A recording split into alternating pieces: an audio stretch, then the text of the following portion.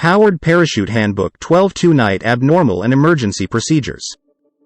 Let's delve into critical scenarios that may unfold during powered parachute operations, particularly focusing on engine failure and in-flight emergencies. These situations demand swift and decisive actions from the pilot, and understanding the dynamics is pivotal for ensuring the safety of the aircraft and its occupants. Encountering engine failure during climbout introduces an element of urgency. The pilot's decision-making window is narrow, often just a few seconds. It's crucial to note that the altitude available becomes a controlling factor in the successful execution of an emergency landing. After takeoff, if an engine failure occurs before reaching a safe maneuvering altitude, attempting to turn back to the departure field is generally ill-advised. Instead, the safer approach is to establish the proper glide attitude and select a landing area directly ahead or slightly to either side of the takeoff path. The focus is on executing a controlled landing. In scenarios where engine failure transpires during the initial climb-out phase, the powered parachute, typically at a high-pitch angle with the cart well in front of the wing, faces the risk of a potentially dangerous dive. Swift action is necessary. Flaring the wing becomes a critical maneuver to slow the surge and regain control. If the engine out occurs close to the ground, an immediate flare is necessary to control the surge, and the flare should be gradually released once the wing is back overhead in a normal flying position. Flying over terrain that allows for a safe landing in the event of an engine failure is a fundamental principle. It's imperative to remain constantly aware of the surrounding terrain, ensuring there's always a potential landing zone within reach. If an engine failure occurs in flight, the pilot's objective is to glide away from obstacles toward the safest landing area. Determining the safest landing zone involves considering factors such as altitude and glide slope. The choice of landing zone may vary. It could be in the middle of a flight park if there's ample altitude or straight ahead if the altitude is below 100 feet. Wind direction, while a consideration, is secondary to the priority of finding safe terrain. Landing into the wind is preferred, but the emphasis is on choosing a safe landing area. As the powered parachute approaches 1 second from touchdown, the pilot initiates a full flare. This involves a rhythmic timing motion, pushing both foot steering bars completely forward and holding that position as the rear wheels touch the ground. The flare can be increased before landing, but once close to the ground and without power, it cannot be released. For powered parachute flights over water, additional safety measures are paramount. Wearing a life vest is essential, and maintaining an altitude that allows for a safe glide to land in case of engine failure is crucial. Consideration should be given to attaching pontoons or an automatic, inflatable device to the bottom of the powered parachute for added safety. In the event of an engine failure over water, where gliding to the shore is not feasible, the pilot should stay strapped in to provide impact protection. The procedure involves aligning the powered parachute into the wind if possible and moving as close to the shore as feasible. If a water landing becomes inevitable, a series of steps, including executing a full flare, are followed for a safe exit and swim to shore. An in-flight fire, especially involving the engine or fuel, is a serious emergency. The flammability of a ram air wing accentuates the gravity of the situation.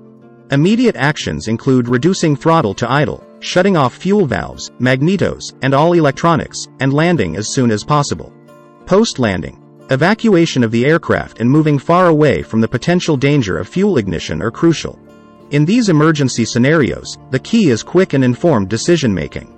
The pilot's ability to navigate these situations decisively ensures the safety of both themselves and any passengers on board. Now, as we delve into the intricacies of powered parachute operations, let's direct our attention to a phenomenon commonly encountered during landings: porpoising. Picture this: pitch oscillations, a visible consequence of hasty throttle adjustments. This peculiar dance between throttle and pitch brings the powered parachute dangerously close to the ground, inducing forward and rearward swinging oscillations. In the face of porpoising, swift action is imperative. A prudent move involves an immediate landing abort, gracefully ascending back to our pattern altitude. As we prepare for the subsequent turn to final, a measured approach with smooth throttle actions becomes our guiding principle, ensuring a graceful and stable descent. Transitioning our focus to the realm of gust-induced oscillations, we find ourselves navigating the challenges posed by gusty headwinds. The lightweight wing, ever responsive, introduces pitch oscillations, while crosswinds add a dynamic of side-to-side swing oscillations. Crosswinds, much like unseen conductors, guide the PPC wing into an unexpected yaw. Consider the intricacies of local terrain, buildings, trees, cliffs, and mountains, all exerting their influence on wind patterns. Gusty and turbulent conditions arise, especially on the downwind side of these obstacles. A prudent aviator, armed with this knowledge, steers clear of such turbulent domains. Now, imagine the pilot-induced side-to-side swinging, a ballet of sorts, often observed in newer pilots during the delicate landing phase. A gentle side gust, and the dance begins. The remedy lies in the subtle art of easing steering control pressures. Acknowledging that our powered parachute desires a centered position, both side to side and fore and aft, we gracefully allow our inputs to harmonize with the pendulum movements. This thoughtful response, much like the seasoned conductor leading an orchestra, enhances our control and stability during the critical landing phase. As we venture into the realm of cross-country flights, meticulous preparation emerges as the linchpin for addressing potential emergencies. Equip yourself with the essentials, a wing bag and line sleeve.